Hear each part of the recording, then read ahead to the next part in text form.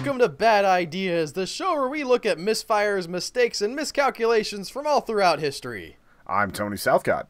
And I'm Albert Berg. Tony has our bad idea for us this week. Tony, what do we got? Today we're going to be talking about Dashcon. Dashcon. So the con is obviously a convention, like Yes. Comic Con. I don't know what a convention about dashing would be. It's actually a Tumblr convention. Like, it was specifically made by Tumblr users. They tried to make it called TumbleCon, but Tumblr's a billion-dollar company, and their lawyers were like, this is an unofficial con, you can't just use our name. So they named it after the social media dashboard that you get. This might not be necessary, but there's a part of me that envisions like a 50-year-old grandma listening to this and wondering what this Tumblr thing that you're talking about is. I actually included a description for that. The site is pretty simple.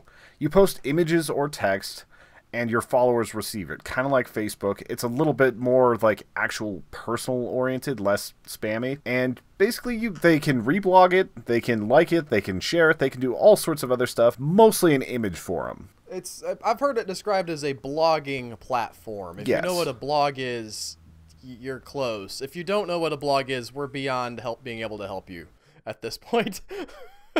Imagine Twitter, but you could have, like, I think a 5,000 character limit or something. It might even be longer than that, so it's more akin to the old live journal type stuff. It's a blog platform, like you said. Or imagine a blogging platform. Yeah. Like, Twitter's just a blog with the character limit. Yeah, that's true, but that doesn't stop people from doing, like, 12-part tweets occasionally.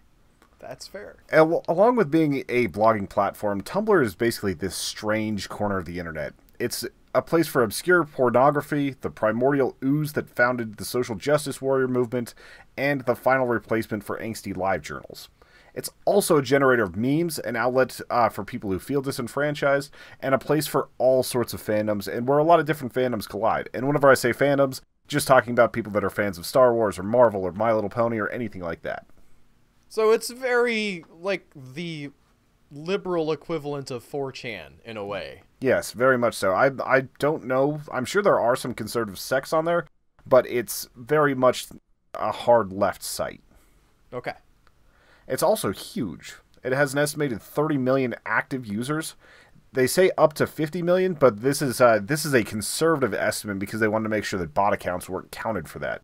They have something like almost 100 million accounts built and 30 million that are active. Okay. So the big blogging platform, people on this want to make a con. What could possibly go wrong? Yep. Well, one user decided that she really wanted to make a con for this. She thought all these different fandoms coming together would make an amazing idea. And this person's name was Lachlan O'Neill.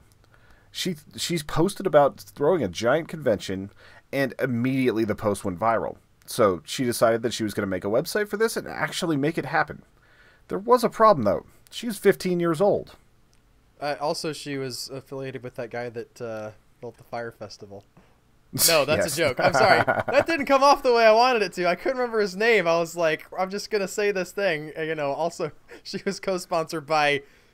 What's his face? It's not Kanye. He's the only rapper that I can think of. Ja Rule was the rapper that was Ja involved with that. I can't remember the guy who's actually probably going to be arrested for the Fire Festival. I have a thing for failed festivals. I don't know why, but this will be the second or third one that we've put on Bad Ideas. Yes. It's wonderful for a 15-year-old to have wild ambition, but perhaps someone who's only attended 2 very small local anime cons shouldn't be in charge of setting up something this expansive. Okay. She started a blog for TumbleCon and immediately went viral. Thousands of users jumped all over the idea and started sharing it around. What was just a small idea began to become real.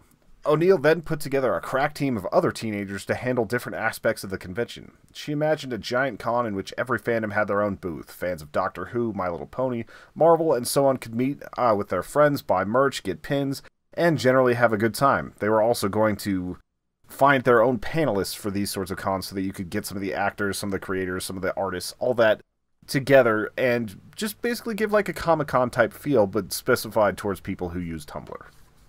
Okay. While there are some fandoms that might not necessarily need to be out in the light of day, this doesn't sound like a bad idea. No, and this was more general stuff. I'm sure there were going to be some odd aspects of it, But, like, for the most part, it was an up-and-up thing. It wasn't like they were trying to make it like a bondage expo or something like that. Oh, and one of the main draws that they decided to put on their website was that there was going to be a ball pit. I mean... What? The ball pit's going to become an important thing for this later. We'll get there. Okay, but see, I was on board with, like, Doctor Who panelists, like, you know, weird brony stuff, like, you know, the actors from My Little Pony. The fact that you're at, like, one of your draws as a organizer of this thing is ball pit. Yeah. Well, Lachlan O'Neill saw a video in which they set up a ball pit in, like, a park in New York City, and people just came and socialized and became friends, and it was, like, kind of a viral video that went out. So she wanted to create that sort of vibe where people would just, like, climb in, chill, and talk to people. That sounds fine, I guess. Okay. How big is this ball pit that we're talking about in the viral video? The ball pit there it was a nice wooden pit, probably could fit about 8 to 10 people. Okay. So not too bad. At this point, there was enough attention around Dashcon that adults started taking it seriously. They brought experience, money, and ideas just as big as Lachlan had. She was immediately demoted, though. Her job and role on the website changed from being the leader of this to Lachlan does whatever Meg and Rox tell her to do. Who are Meg and Rox? Megan and Roxanne were people that decided to take over the con, as well as a guy named Kane Hopkins. They basically founded an LLC, brought in a bunch of money, and decided that they were going to turn this into a full-size legitimate con, not just a small-town thing. They targeted Chicago and found a pretty large hotel to set this thing up in. When you paused there for a second, I was so cheering for you to say Kane Hodder. Who's Kane Hodder? Oh, yeah, he played Jason. He was... And several other serial killers. Yeah. Maybe not the most appropriate fit. That would have been funny, amazing. Though. Yeah, that would have been great. So these people are adults. Yes, they actually, I think the oldest one was about 30, but they're still adults. Okay. So now we're on good footing, right? We started off with a 15-year-old. Can't trust that 15-year-old. Now we have the actual people with sense who are steering the ship. Surely this is all going to go perfectly. Yeah, and as far as teenagers go, they were able to run an Indiegogo that raised about $4,000 to get the ball rolling for this. So it's not like the teenagers were completely inept at it. But it's a lot more balls for the ball pit. Yeah, more balls for the ball pit. But at this point, the guest list started to grow. There was going to be a live reading from Welcome to Night Vale. Doug Jones, the actor who plays a bunch of creatures in various movies, was booked. And tons of musical acts, artists, and other people started to sign up. So where's the bad idea here, Tony? This is sounding pretty much like a normal con. That, you know, people come in. It's not... I mean, I've been to sort of a podunk local con that would have had things like... Doug Jones wasn't there, but, you know, actors that you've heard of. Yeah. Not like the tiny con, but not like Comic-Con either. Just sort of a basic place where people go and hang out, and there's merch, and there's, you know, cool panels. What's going on? Where it started to go bad here was complete inept financial management. The people that were running this con were taking all the money from ticket sales and from other fundraising, and basically taking small vacations with it, booking hotels, doing things like that. So they were just spending a lot of money. As soon as the money was coming in, it was going immediately out. Oh, no.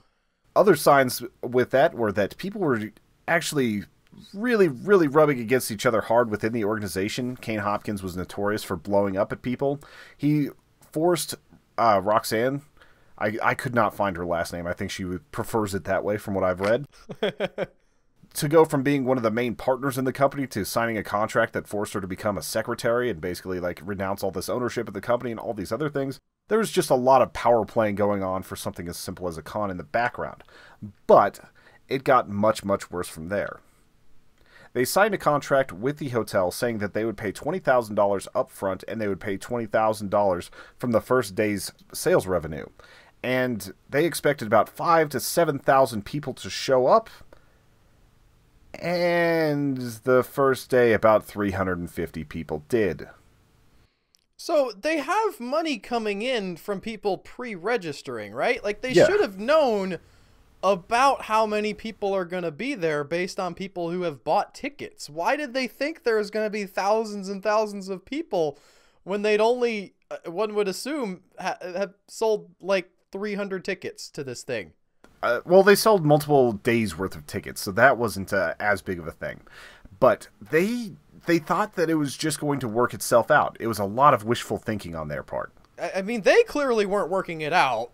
I guess that the only thing that could have worked it out was the hand of Providence or something.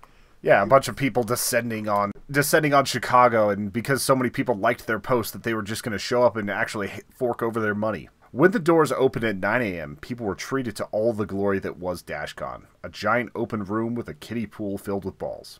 A game room with one single PlayStation and some tables. No panels were planned till the afternoon, so people just meandered around for the first 4 hours. So they were expecting thousands of people. They were expecting 5,000 to 7,000, yes. They're like sitting there like, oh boy, 5,000 to 7,000 people. Let's put a PlayStation in this room for them. Yeah. Like, they're so lucky that only 300 people showed up. Yeah. And they had promised that they were going to have like an entire arcade space with like retro gaming and all this other stuff in that game room. And the only thing they were able to get was that single PlayStation. It's so messed up. I could come up with more than one PlayStation. Like, without spending any money, I could be like, well, I'll get my old, like, PlayStation 2 and put some Burnout on. I could call that classic. I could borrow PlayStation from my friends. Call it retro. Yeah.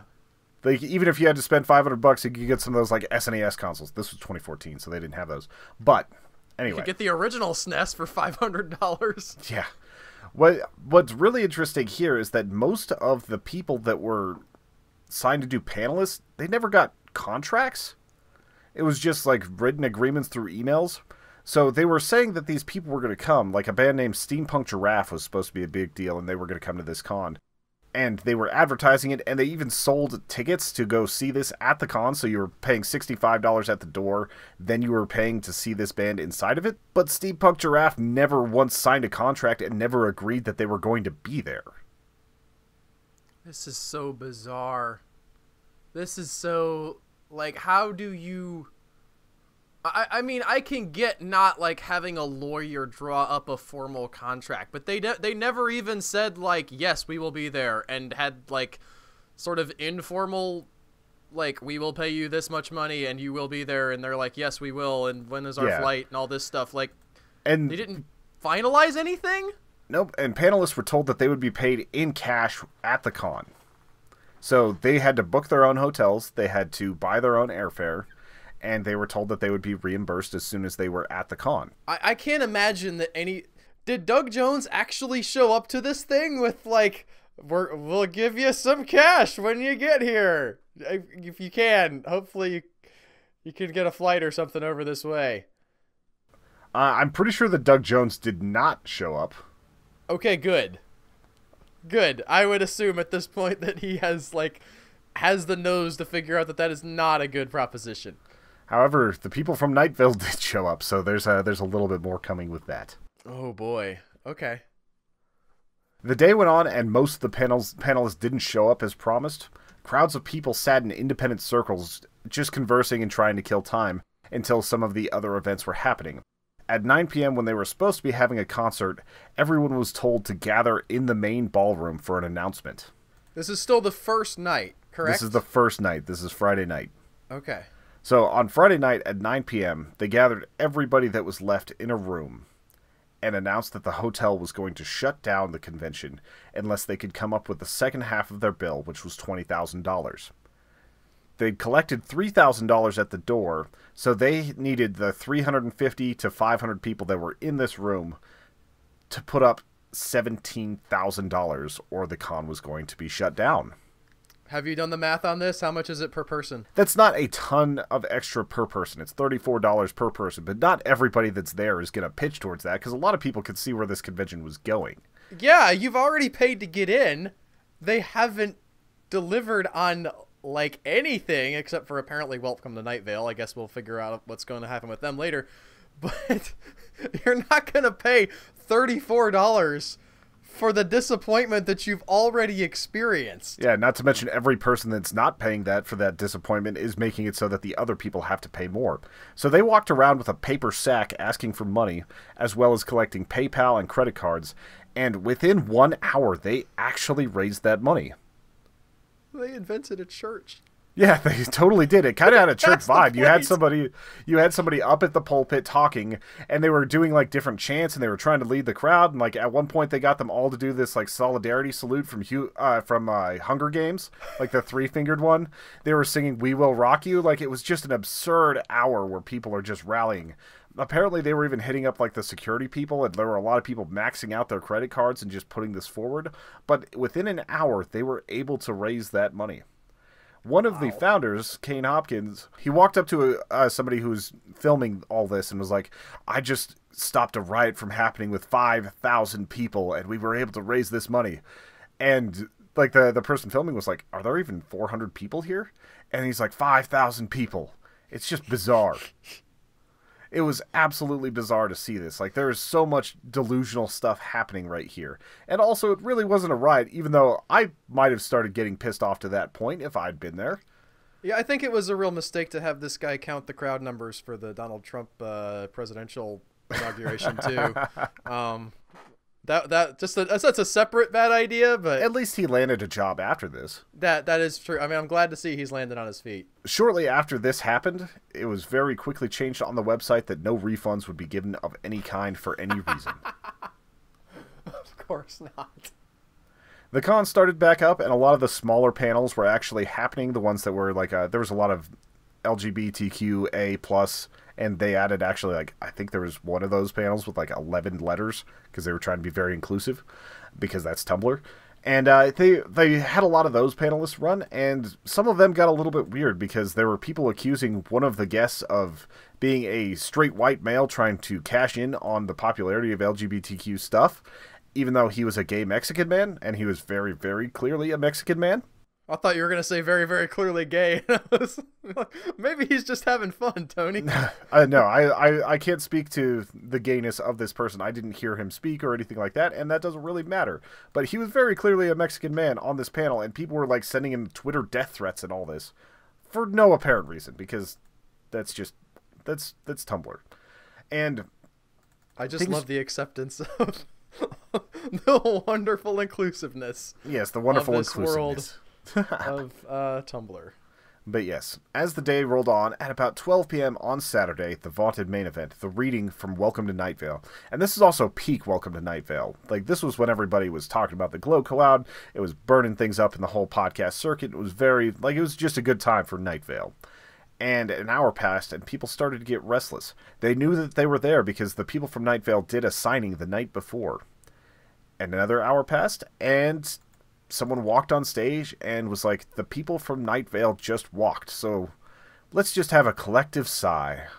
1, 2, 3, and then she tried to lead a sigh, and all you could hear is, give me my money back! Is that like one person, or did they like have a chorus arranged? Oh, that was the clearest thing I heard. There was some obscenities, and there was a lot of murmuring and some other stuff, but that was the main voice of dissension that was actually clear. It was kind of sad because they were already there. The people in charge of Night Vale, they had done the signing the night before out of the kindness of their hearts. And like the thing is, you don't want to screw your fans over, but you also can't deal with convention people not paying you, especially when you canceled the second half of your European tour to be there. They flew from Europe to come to this event. Man, I would say, like, there's so much poor decision making happening here, and those guys, like, if you are at the point as a podcast where you have a European tour, okay, it's not just a podcast, like a lot, like, you're on tour on another continent from the one that you live in. Like, at that point, you really should know what this is supposed to look like, and you need to have so many alarm bells going off in your head about how this isn't going to happen. They should have had an agent that got a lockdown contract, is what I kept thinking. Like, maybe they were going without an agent, but they probably have one. Like, there's a lot of talent there. There's a lot of people that have made some great stuff. They've put out a lot of books. They have, like you said, a European tour. Right, like, these are people who are in demand. If you don't have an agent at that point, if you're just like, I guess I'll answer my own emails in addition to handling this incredibly popular thing that I've created, you're kind of insane. Yeah, so this was just something that I think they had agreed to whenever it was first coming out, and they knew that a lot of their success hindered on Tumblr absolutely eating up the podcast, so they wanted to give back to that community. But they should have gotten a little bit more ironclad. Like, they should have gone with something that was just solid and knew they were getting paid and got paid up front. That's how it should have been. That didn't happen, and they ended up paying for those airfare, paying for, like, the lost revenue of not having their European tour anymore, and just a lot of other stuff. They had to pay for the hotel themselves. They didn't get anything from Dashcon. That's rough. I don't necessarily feel sorry for them because, again, I feel like you guys... Yeah, come on. That was bad on their part, too. But Dashcon made it up to their people. If you had paid to go see the Night Vale panel, you were given an extra free hour in the ball pit. This little tiny kiddie pool filled with balls. Were the other hours paid? Apparently. Were they charging entrance to the ball pit? Imagine an 8-foot by 5-foot kiddie pool, like inflatable kiddie pool, not even filled with that many balls. Because that's what this was. And it inspired one of the best memes that hit Tumblr at the time. You should really go look up some of the videos for the ball pit meme. People got creative. They started calling this ScamCon, and people had a lot of fun with that particular meme. I have to pull back the curtain a little bit and reveal that I have feigned ignorance about some of this stuff that I was familiar with. And I am definitely familiar with the ball pit. It's pretty pathetic. I have seen it, and it's not great. What I did like about this is that Lachlan O'Neill put out a video, about 25-minute video, where she explained her role in Dashcon and basically was like, Dashcon is my fault. And she owned up to all the mistakes that were happening here, and she also started talking about how much she loved the ball pit meme and all this other stuff. So she actually had a healthy way of kind of dealing with it, whereas a lot of the other people that organized this convention kind of just blamed everybody else. Well, I respect the heck out of that. Like, that's just... people need to take more responsibility for their own actions. And I'm not just saying that about other people. I try to be that guy who's like, man, I screwed up. Yeah. When I screw up. But I don't think it actually is her fault. She gets this ball rolling. All right. She gets excitement going on this. And from what I can tell, it's not like her that screws this up. No, it was taken from her halfway through the planning. Right, the fact that she was the instigator of this, I can understand why she would feel bad that it went poorly, but this was not her doing. She, at the very least, just didn't stop these people from being terrible, but I don't think she can say well, it's my fault that all of y'all lost money. Maybe if she, the 15-year-old who I was making fun of at the beginning of this, had just kept it in her wheelhouse and said, no, it's me, and maybe, my mom and dad will help me a little bit or something with some of the stuff that I don't fully have a handle on, it might have been actually good. Yeah, well, there was a lot of talk that the first one was supposed to be, maybe 1,000, 2,000 people. And it was more like a little trade show, and people would get together and meet and do all this other stuff. It wasn't the giant lofty thing where you're paying $40,000 for the weekend.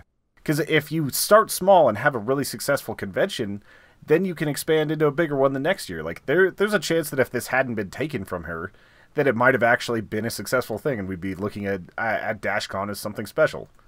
But it just completely went off the rails. And at this point, things even started getting worse because almost every single vendor and artist packed up because everybody had spent their money keeping this thing alive. So no one was buying shirts, nobody was buying merch, nobody was buying art. So they just left. So basically you just have all this giant open space and nothing to do with it. That's rough.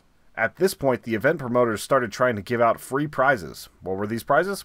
Hotel mints. They also didn't feed their volunteers, and it was just absolutely bizarre, what they were Why getting into. not give up at this point? If you have resorted to, we're giving out mints that you could get for free on your pillow at the hotel. Well, plus the cost of staying in the hotel room. Yeah. But if that's where you're at, just throw in the towel and say, geez, guys, we messed up real bad. There's not going to be any more Dashcon. Yeah, and at this point, like the con itself, the ball pit deflated, and someone pissed in it. Oh, man. I didn't even want to... I thought I was as weird as I was going to get with this, but I just imagine, the process of peeing in a ball pit. And well, apparently someone didn't actually go pee in it, just like walking up to it. Some 4chan members heard what was happening, went to the con, filled a water bottle with urine, and just dumped it in there, like while they were sitting. So I wasn't trying to foreshadow at the beginning with my mention of 4chan, but that is so 4chan. Yeah, that's where a lot of the videos came from. Once they started hearing how bad things were going, like a lot of the YouTube clips from Dashcon are from 4chaners. The next day, they soldiered on.